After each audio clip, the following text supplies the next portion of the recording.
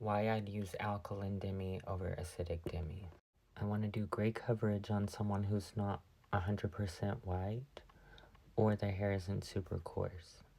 Also, I don't want to create lift whenever I'm doing white coverage, like gray coverage, root touch-up. I only want to deposit. This isn't always the case, but I'm saying those are the reasons when I would choose this. Acidic Demi. I'd probably mostly use this whenever I just lifted someone, like I lightened their hair and now I'm trying to tone.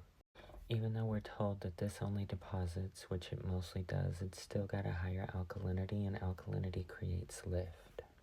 I'm going to use something like this after I use lightener or bleach, so that it's going to close the cuticle.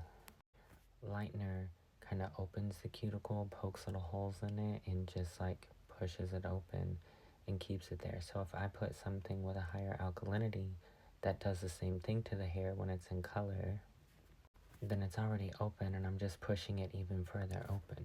Sometimes I honestly mostly use this after I lighten. The reason that I wouldn't is if someone is over processed or their hair is like really damaged from lightener or something like that.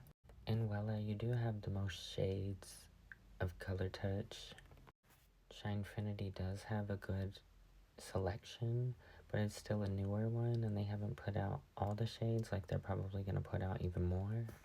So your biggest selection of shades to tone with is going to be color touch, and most of the shades that they have in the permanent line, Celestone Perfect or KP, they have in color touch.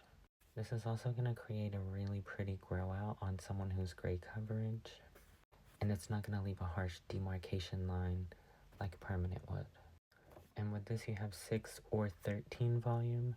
If I'm doing gray coverage, I'm probably going to go for the 13, but I'm going to see how fine their hair is, because there have been a couple clients that I've done a 6 volume with, but most of the time, if I'm doing gray coverage with color touch, I'm going to use a 13 volume.